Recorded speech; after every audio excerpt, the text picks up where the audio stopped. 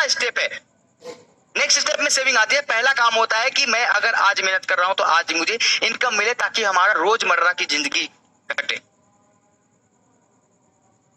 हमारे पास ये सोचने का समय नहीं था उस समय, जिस समय ना हमारे पास उसमें थॉट आया था, जिस समय हम क्रैश कर गए थे या फिर किसी भी चीज से डाउनफॉल में आए थे। लेकिन जब मैंने अपने आप को सोचा कि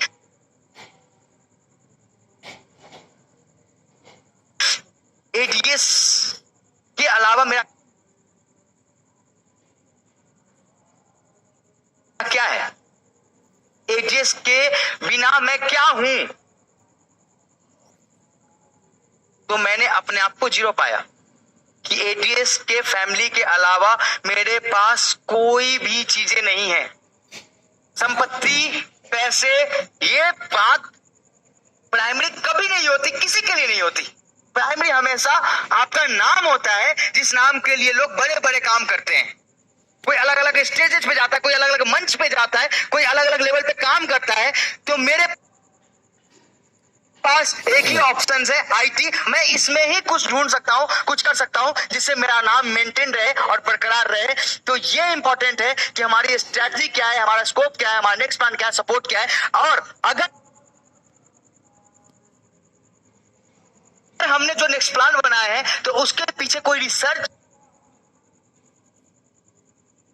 है या नहीं है, या खत्म हो गया, कुछ भी है ऑप्शन, ऐसा नहीं है, ये देखने के लिए तो हमने पूरी तरीके से रिसर्च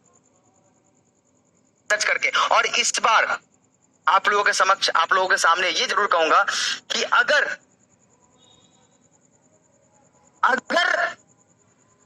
सिस्टम आपको पसंद आता है, सिस्टम अगर आपके लायक लगता है, तो सिस्टम में जल्दीबाजी करने के बजाय सिस्टम को धैर्य से अपने तरह, अपने लेवल पे बना के फिर आगे के कदम उठाए जाएंगे।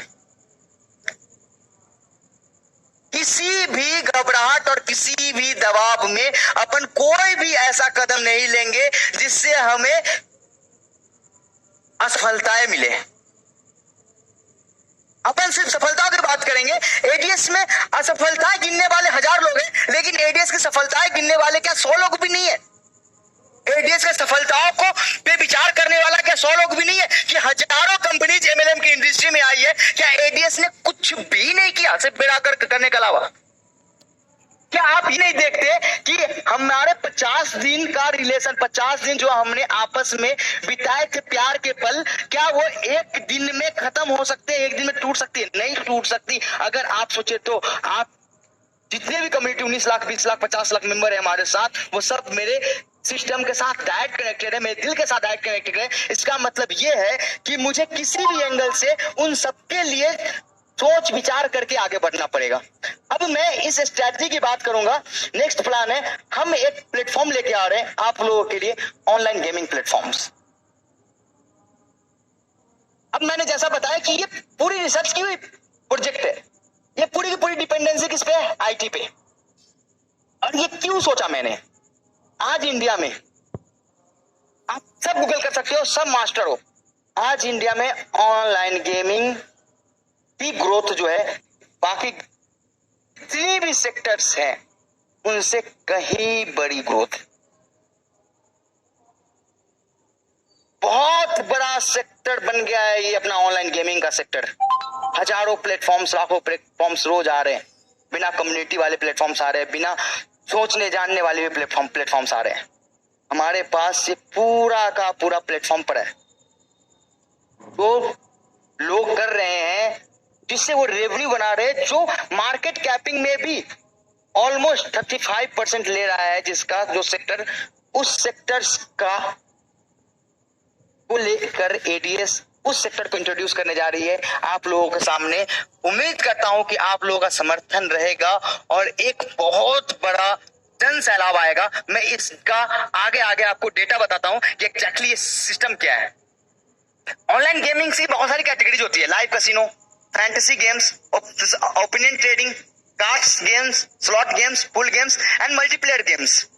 ये बहुत सारे सेक्टर्स हैं जिसमें हमारे 80% यूथ का भागीदारी रहता है। एक ऐसा सेगमेंट्स है जहां पे 80% यूथ और 80% के आसपास ओल्ड एज वाले भी लोग इसमें फुल इंटरेस्ट लेते हैं, क्योंकि वो फ्री होते हैं।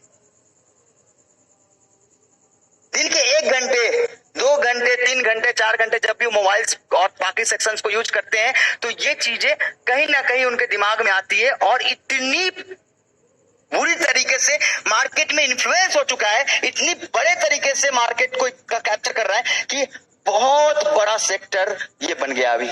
बहुत बड़ा, बड़ा नहीं बहुत बड़ा।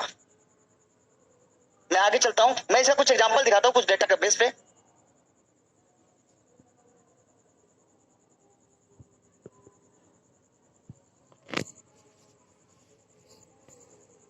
ये पूरी डेटा है।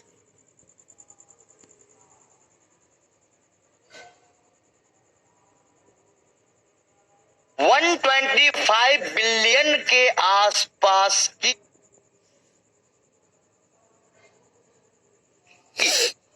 इंडिया की फाइनेंशियल ईयर 2023 में इसका मार्केट कैप है। आप ये सोच रहे हो, ये इंडिया के क्रिप्टो करेंसी से भी ज्यादा है। जानते हो हाउजेट, माई टीम 11, विजन 11, आप इनकी रेवेन्यू देखो 2.59 CR, इनके खर्चे देखो 12.65 करोड़, 103 करोड़ इनके खर्चे देखो। ये 2021 फाइनेंशियल ईयर 2021 की डेटा है। 103 करोड़ 30.45 करोड़। आप इधर आ जाओ, 2022 के अंदर आते हैं। 27 करोड़ का खर्चा है, 277 करोड़ की रेवेन्यू है। 199 करोड़ का खर्चा है, 234 करोड़ का रेवेन्यू है बिंजो का। अपन पोकटबाजी पे आते हैं, 34 करोड़ का खर्चा है, 43-83 करोड़ की रेवेन्यू है।